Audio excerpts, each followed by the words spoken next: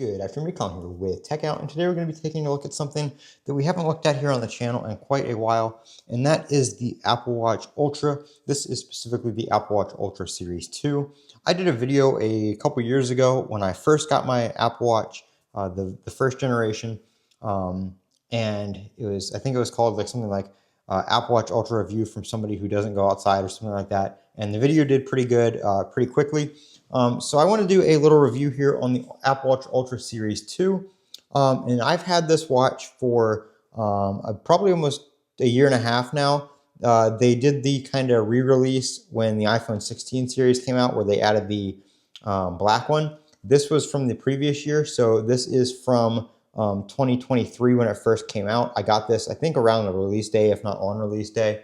So I just wanted to go over some of the stats and specifically how it's doing, how it's holding up. We're going to go into settings real quick here.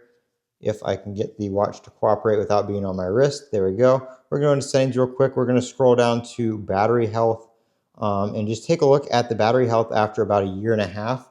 And you can see here we are still sitting at 100%. So it's kind of hard to get everything in frame there, but 100%. So very, very good for a year and a half. I don't use this watch every day.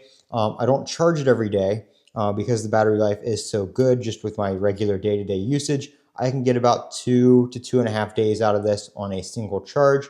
But it does sit on the charger a lot when I'm using my Galaxy S25 Ultra and my Galaxy Watch Ultra and stuff like that.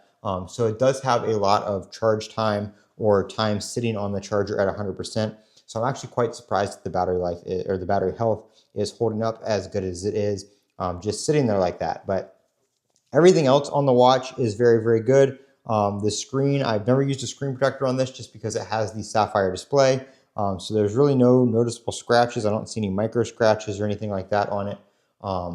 I did wear this to work a lot, so it has been, kind of banged into things and stuff like that. So it is still used and all that kind of stuff.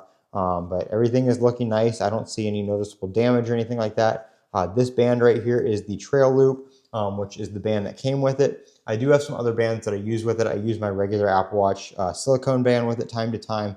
And I also have a metal link bracelet from Ultra Supply Company. Their link is actually down in the description for a discount code. I've done videos on their band in the past.